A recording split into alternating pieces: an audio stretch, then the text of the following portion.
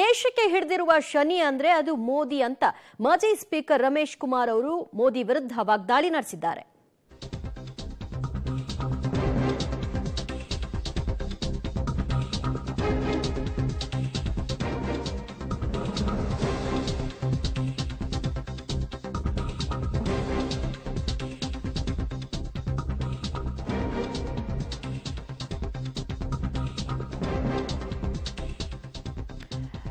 ಬಡವರು ದೇಶ ಪ್ರೇಮಿಗಳಿಗೆ ಮೋದಿ ವರ ನೀಡುವಂತಹ ದೇವರು ಅಂತ ಬೊಮ್ಮಾಯಿ ಹೇಳಿದ್ರು. ಮಾಜಿ ಸ್ಪೀಕರ್ ರಮೇಶ್ ಕುಮಾರ್ ಹೇಳಿಕೆಗೆ ಟೀಕೆಯನ್ನ ವ್ಯಕ್ತಪಡಿಸಿದ್ರು. ರಾಜ್ಯದಲ್ಲಿ ಜೋರಾಗ್ತಾ ಇದೆ ಶನಿ ವಿಚಾರಕ್ಕೆ ಸಂಬಂಧಪಟ್ಟಂತೆ ಪಾಲಿಟಿಕ್ಸ್. ಪ್ರಧಾನಿ ಮೋದಿಯನ್ನ ಶನಿಗೆ ಹೋಲಿಕೆ ಮಾಡಿದ್ರು ರಮೇಶ್ ಕುಮಾರ್ ಅವರು. ಅವರ ಹೇಳಿಕೆಯನ್ನ ಖಂಡಿಸಿ ಬಿಜೆಪಿ ನಾಯಕರು ಮುಗಿಬೀಳ್ತಾ ಇದ್ದಾರೆ. ರಮೇಶ್ ಕುಮಾರ್ ವಿರುದ್ಧ ಗರಂ ಆಗಿದ್ದಾರೆ ಬಿಜೆಪಿ ನಾಯಕರು. ಭ್ರಷ್ಟಾಚಾರಿಗಳಿಗೆ ಭಯೋತ್ಪಾದಕರಿಗೆ ಮೋದಿ ಶನಿ ಅಂತ ಬೊಮ್ಮಾಯಿ ಹೇಳಿದ್ದಾರೆ. ಜೊತೆಗೆ ಬಡವರು ಇತರರಿಗೆ ದೇವರಿದ್ದ ಹಾಗೆ ಮೋದಿಯವರ ಬಗ್ಗೆ ಗೌರವವನ್ನ ಕೊಡೋದನ್ನ ಕಲ್ತ್ಕೊಳ್ಳಿ.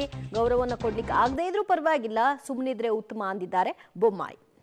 ದೇವರಲ್ಲಿ ನಂಬಿಕೆ ಇಟ್ಕೊಂಡು ಜೂನ್ 4ನೇ ತಾರೀಕು ಕಾಯ್ತಾ ಇದ್ದೀವಿ. ದೇಶಕ್ಕೆ ಹಿಡಿದ ಶನಿ ಬಿಡುಗಡೆ ಆಗ್ಲಿನಪ್ಪ ನಮ್ಮಪ್ಪ ಅಂತಾರೆ. ನೀನ್ ಈ ದೇಶಕ್ಕೆ ಹಿಡಿದ ಶನಿ ಕಣಯ್ಯ. ಇಂದಿರಾ ಗಾಂಧಿಗ ಕೂತಿದ್ ಸೀಟಲ್ಲಿ ಬಂದು ಕೂತ್ ಬಿಟ್ಟಲ್ಲಪ್ಪ ನೀನು. ಎಲ್ಲಪ್ಪ ಇಂದಿರಾ ಗಾಂಧಿ? ಅಂತ ಜಾಗಕ್ಕೆ ಅಂತ ಅವನ್ ಬಂದು ಕೂತ್ ಬಿಟ್ರಪ್ಪ. ಏನೋ ಸಂತೆಯಲ್ಲಿ ಯಾವನಾದ್ರೂ ಹಾವಾಡಿಗರೊಂದು ಸುಳ್ಳು ಹೇಳೋದು ಕೇಳಿದೀವಿ.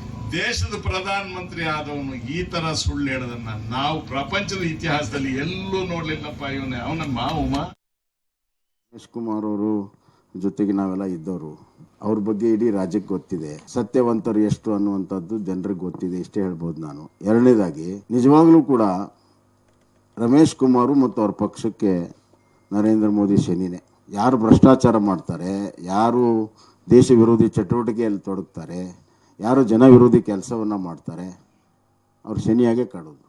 ದೇಶಭಕ್ತರಿಗೆ, ದೇಶದ ಸಲುವಾಗಿ ದುಡಿಯೋರಿಗೆ, ಯುವಕರಿಗೆ, ಹೆಣ್ಣು ಮಕ್ಕಳಿಗೆ ಅವರು ವರವನ್ನು ಕೊಡುವಂಥ ದೇವರು.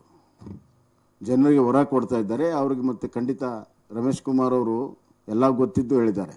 ಅವರು ನಿಜಾಗ್ಲೂ ಒಳಮರ್ಮ ಅವ್ರದ್ದೇನಂದರೆ ಕಾಂಗ್ರೆಸ್ಗೆ ಹೇಳಿದ್ದಾರೆ. ಯಾವಾಗಲೂ ಹಾಗೆ ತಗೋಬೇಕು ಅವ್ರು ರಿವರ್ಸ್.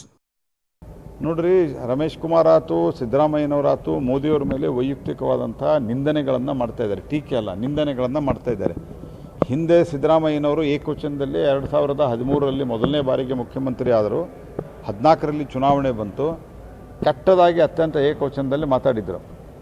ಆವಾಗ ಲೋಕಸಭೆಯಲ್ಲಿ ಮುಗ್ಗರಿಸಿದರು, ಮಣ್ಣು ಮುಕ್ಕಿ ಹೋದರು.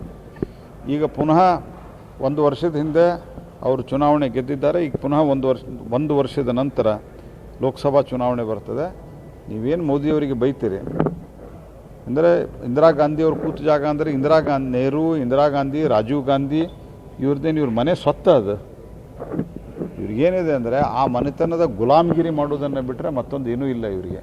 ಆ ಗುಲಾಮಿ ಮಾನಸಿಕತೆಯಿಂದ ಇಂದಿರಾ ಗಾಂಧಿ ಕೂತು ಜಾಗ ಅಂದರೆ, ಇಂದಿರಾ ಗಾಂಧಿ ಈ ದೇಶದ ಪ್ರಜಾಪ್ರಭುತ್ವವನ್ನು ಹಾಕಿದ್ರು.